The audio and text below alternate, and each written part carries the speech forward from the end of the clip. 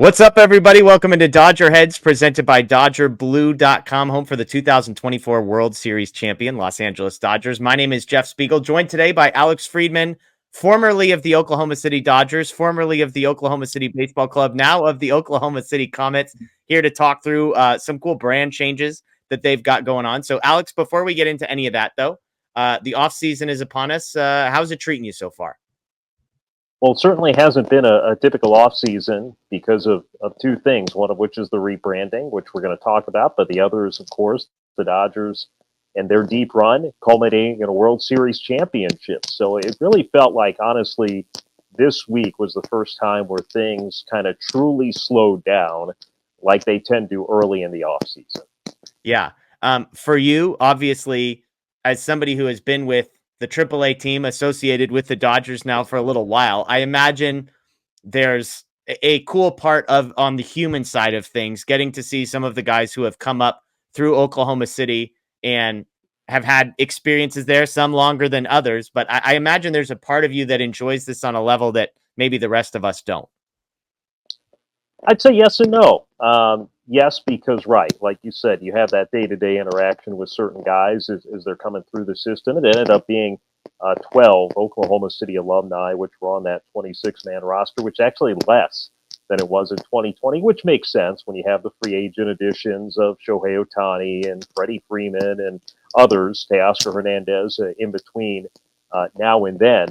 But still, yeah, great to see all those guys, some of which who, as you very well know, we're not even close to being on the radar for this year. And you have Ben Casparius make a World Series start. You had Edgardo Henriquez. I know he wasn't on the World Series roster, but in the first two rounds of the playoffs. And a bunch of guys who spent time in Oklahoma City rehabbing this year, whether it was Yoshinobu Yamamoto, Max Muncy, Chris Taylor, Tommy Edman. So, yeah, definitely a lot of guys. Cool to see them wear Oklahoma City jerseys, not only this year, but throughout their careers, and then win a World Series title. But I think, I'm also not a traditional fan like you guys are as well. So even though it's great, obviously awesome, I was extremely pumped up when they won it. Of course, great thing for our organization. I don't want to say it's necessarily more special than it is for the regular fans out there. Fair enough, Alex. That's I get it. And I forget too that a lot of these guys pass through even just on rehab assignments or something like that. So you get the gamut of guys who have been there for a couple of days, as well as guys that have been there for long stretches. And I mean, even, just thinking there's some guys who weren't on the Division Series roster, the championship roster, the World Series roster, who spent a large portion of this season and at the end of the season were in Oklahoma City, but guys who will be getting World Series rings because of their contributions at some point. And so a lot of touch points for the baseball folks down in Oklahoma City. But let's talk now about the new changes in Oklahoma City. For those that maybe have just followed from afar, 2023 was the last year of the Oklahoma City Dodgers. 2024, you guys played as the Oklahoma City Baseball Club as you awaited a new team name, a rebranding. And just in the last month or so, you have announced that it is now the Oklahoma City Comets. I'll throw some of these logos up here, but maybe just start at the beginning of the decision to change the name, the process to change the name, and then how you ended up making the decision that you guys did. Well, really all goes back to the fall of 2014, which is now almost it's now 10 years ago. And that is when the Los Angeles Dodgers ownership purchased a stake in the franchise and thus a change of affiliation to become the AAA affiliate of the Los Angeles Dodgers. At the time, they felt that being a part owner of the franchise and really want to establish a new line of player development is culminated with AA Tulsa also becoming the Dodgers affiliate. And of course, with the current baseball ops administration really wanting to get back to the Dodgers tradition of strong player development, so to speak, planting their flag in Oklahoma City by also sharing their name with their AAA team. But then you fast forward to 2021, and the franchise was purchased in December of 2021 by Diamond Baseball Holdings, which has made a lot of headlines. The ownership portfolio is now around 35 teams across all different levels of minor league baseball. And the big thing for Diamond Baseball Holdings is, even though we're still affiliated with the Dodgers, and we will be through at least 2030, is that it gives a chance to now have a more local name. I think one of the biggest pieces of feedback we got from fans was we love being affiliated with the Dodgers. We wish we had a local name tied to our team. I think there are also people who love their local AAA team, but might have major league alliances to other teams as well. And they said it Yeah. was a little bit hard at sometimes to cheer for the Dodgers in a sense, the local Oklahoma City Dodgers, when they're huge fans of the Rangers, the Cardinals, the Yankees, Cubs, whatever it may be. Nothing against the Dodgers. I think that's just Yeah. general fandom. So now you're in a spot where again we're transitioning away from the Dodgers being part owners of our franchise to a completely different group, a completely private organization. And again, I think the folks with Diamond Baseball Holdings really wanted to be able to kind of make moves not only with us but a lot of their other teams as well. You see some of their other ones have gone through the same thing, transitioning away from their parent club with a lot of the Braves affiliates too. And it was just a chance to kind of again meet those requests in a sense for fans to be a little bit more local while still maintaining the Dodgers affiliation. So have the best of both worlds, so to speak. Yeah, I remember going. Obviously, I spent some time around you and the guys when you were visiting Reno, and it is for those that are only sort of following the major league level Dodgers. You can miss out on and forget kind of what it's like to be in a minor league town because, to your point, most of these people are baseball fans first and foremost, which means they probably have an affiliation to a major league club that may be geographically located, may not. But if you're in Oklahoma City, the odds of you just naturally being a Dodgers fan that happens to be living in Oklahoma, there are, literally every team, major league team in the country, basically, except for maybe the Mariners, feels like it's closer to Oklahoma City than Los Angeles. And so you're reminded that a lot of these people love baseball, have a major league club that they root for. And so to your point, like if you're a team that is not friendly with the Los Angeles Dodgers, if your favorite major league team is not friendly with the Los Angeles Dodgers, I hadn't thought of that it might be hard to root for a team that is called the Dodgers, even if you know intellectually that these players are going to go on Right. to play for the Dodgers. Yeah, absolutely. And I remember even hearing from a guy who, for whatever reason, even though he was born and raised in Oklahoma City, has always been a Toronto Blue Jays fan. Yeah. And he said it was just a little bit of a struggle. Not again, this is nothing against the Los Angeles Dodgers whatsoever, but it just kind of messed with the psyche of some people in a sense. Of course, they come out, they support the players, they love seeing the players do well, and I think there are Dodgers fans. People have been also converted to Dodgers fans thanks to the affiliation here in Oklahoma City. Yeah. Well, talk me through the decision to become the Comets. And well, let me back up. Talk me through the process. So 2023, no longer the Dodgers, take a year off. I loved all your branding stuff last year, by the way. I thought that stuff was cool. And you decide, okay, we're gonna go through a name change. What does that process look like? Is this a fan vote? Is there a marketing company that gets involved? Is it a little bit of both? There wasn't a fan vote per se, but conversations were held with fans, community stakeholders, focus groups were held. What do you think of when you think of Oklahoma City? What do you think of when you think of baseball in Oklahoma City? And gathering a lot of feedback that way. So even though there wasn't, a fan vote, there were certainly a lot of fans who still Input. took it upon themselves to email in suggestions, share their feelings on social media as well. So gathering all that information, getting in a spot where you feel comfortable. So a big reason, part of the temporary baseball club branding was we just weren't in a spot where we thought we had the right fit quite yet. Got it. And Major League Baseball requires very long lead times for their suppliers, New Era uniform suppliers, which are different than the ones you see in the major leagues, as well as just for marketing purposes. And it got to the point where we weren't going to make the deadlines for 2024 season. So that's what prompted, the baseball club thing, because we want to make sure we get it right. We didn't want to rush something together and then just spit it out. Something that we've had that's a franchise that uniquely has had quite a few name changes. I've been here since 2012, and we're technically on the fourth. Wow. So that's not something that's an ideal situation. Yeah. So you want to make sure that you were able to get a name together for years and years to come. So you take all that feedback. You have a lot of internal conversations, some of which I was part of, some of which I was not. And then, we worked with a design studio, Studio Simon, which does a lot of minor league branding. Dan Simon, the founder, actually was one of the very first graphic designers for the Los Angeles Dodgers before Crazy. he eventually ended up starting his own firm. It's based out of Louisville, Kentucky.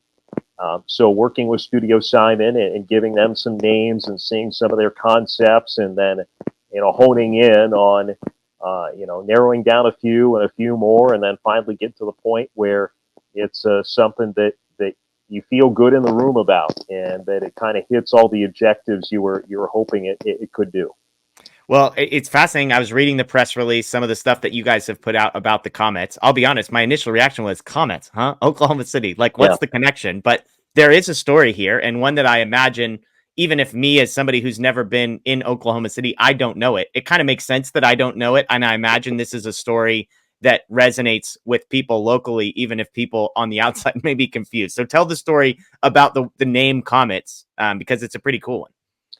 Well, there's a few different things that go into it, and I would say, Jeff, don't feel bad, because there are plenty of people locally who don't initially make the connection either, but then once you hear about it, it starts to all make sense. So here at Chickasaw Bricktown Ballpark, we moved to this facility in 1998, and it's really credited as being the first major project that's part of Oklahoma City's revitalization, part of the public works project called MATS. And the three gates salutes three of the biggest Oklahoma City baseball legends. They're statues of each, with Warren Spahn, Johnny Bench, and Mickey Mantle. The ballpark has always been on South I'll Mickey just Mantle pause you there Drive. real quick. That's not a bad trifecta to have gates named after at a minor league Right. place, Yeah. Yeah. They didn't play for the team, but again, they're Oklahomans and have deep Oklahoma ties. And they have, like I said, statues at any one of them. And then in the ballpark's on South Mickey Mantle Drive. It's 2 South Mickey Mantle Drive here in Oklahoma City. Ever since the ballpark opened, the end caps on all the aisles have a silhouette of Mickey Mantle. It's from Commerce, Oklahoma, and grew up and got the nickname of the Commerce Comet. So that wasn't, of course, the only reason. That was obviously a big reason for it. But some of the other reasons are, we wanted to find a way and have a logo that we could play off that could also pay homage to the Los Angeles Dodgers. Yeah. So a lot of ways to incorporate that shooting ball, whether it's through the cap logo with the diagonal OKC, with the ball that I have on my pullover right now. So to be able to incorporate that as well. Also having the finer details, such as the jerseys, red numbers on the front, blue numbers on the back. Yeah. Doing that is a nod to the Dodgers. Other things that we heard from folks locally during those conversations we had is, they didn't want to necessarily go in the direction of the wacky 2-word minor league team name, the Sod Poodles, the Rubber Ducks. There's nothing wrong with that. I think it's part of the whimsy of minor league baseball, but from what we heard from the people we sat down and talked with, that wouldn't be the best fit here. Yeah. In Oklahoma City. Another thing that I think people expressed was, when people think of, if you're not from here, you think of Oklahoma, you think of oil and gas, but we're more than that. And it is a burgeoning aerospace industry. There have been 15 between astronaut and high-ranking officials in NASA who have Oklahoma's ties, which, for a state that's not the biggest in the country, certainly is pretty big percentage-wise as well. So Yeah. you combine all that stuff together, and just kind of the overall arching themes of the Comets, the horizon, the future, soaring to different heights, the way Oklahoma City has grown within really the last 25, 30 years, it just kind of all fit together. Yeah. I love it. Well, what has the reception been? And then I'll close with letting people know, because I'm sure people are going to see this gear and say, hey, how do I get a hat or a shirt or something like that? So talk to me about kind of the feedback that you guys have gotten in the last few weeks, and then we'll talk where people can find stuff. Well, I think for those who were present during our reveal party, which coincidentally coincided with Game 2 of the World Series. We had 3,000 people in park, and I Awesome. think everybody who came was a big fan of it. Love it. Now, of course, on social media, you're going to have a lot of people that say they don't get it. This is stupid. No, come on. Social media people, Alex, very reasonable, not emotional, and very slow to say mean things out loud.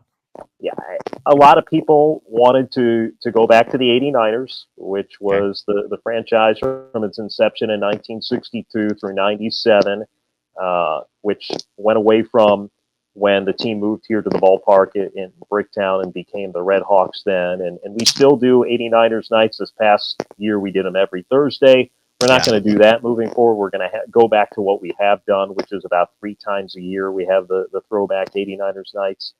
You know, we just felt that was a different era of Oklahoma City baseball, and that it was a great era, but it was one uniquely tied to All Sports Stadium, the old ballpark, and that we like revisiting that history, but maybe not reliving that history permanently. So there was a lot of that, but I think a lot of people had the same exact reaction you did. Was you just hear the name and you start to scratch your head, but then you read about it and then you start to see the logos and the sentiment turns quickly. I will tell you, there are even people in our front office who would say the exact same thing, that when we settled on Comets, they weren't 100% sold, but then when they first start to see all the logos and marks, the attitudes changed. Yeah. I love that it's still, as you pointed out, the Dodgers colors. I love that the iconic Dodgers baseball coming through the logo. There's a spin on that, which is cool. And again, when I read the story and I'm like, look, if you can in any way, shape, or form claim or associate yourself with Mickey Mantle, you should probably do that in baseball worlds. And so the fact that that was a nickname that he had, that he's a local guy to the state of Oklahoma, all of it, again, I think it's cool. And so are there specific places where people can go if they would like to purchase a hat or a jersey? I imagine all this stuff is already for sale. Absolutely. Shop OKCComets.com is the direct link to the online team store. I think we've already shipped out orders to upwards of 30 different states. I imagine California has been accounted for plenty of those. And I think it's not only the logos that you saw, but we have hats with a whole bunch of other logos, including what's called our Moon Man, which is this alternate astronaut holding a baseball bat that has really gotten a lot of positive feedback. So I think a lot of people have gravitated towards that one as well, even though there aren't plans to wear it on the field as of this moment. But that's been a big one. Of course, all different colors and the different logos too. So yeah, shop OKC Comets is best. Of course, the main website, OKCComets.com. You can find a link through there as well. And we appreciate all the support.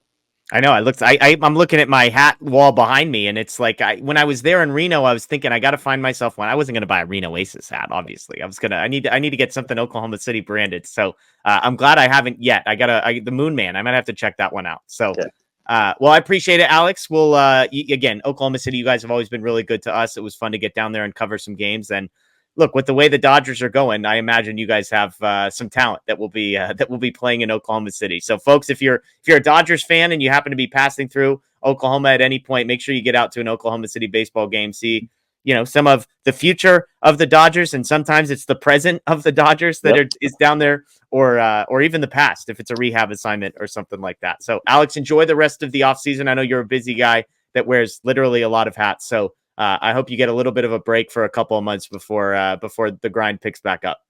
All right. Well, thank you, Jeff. Always great to talk to you, and appreciate you having me on.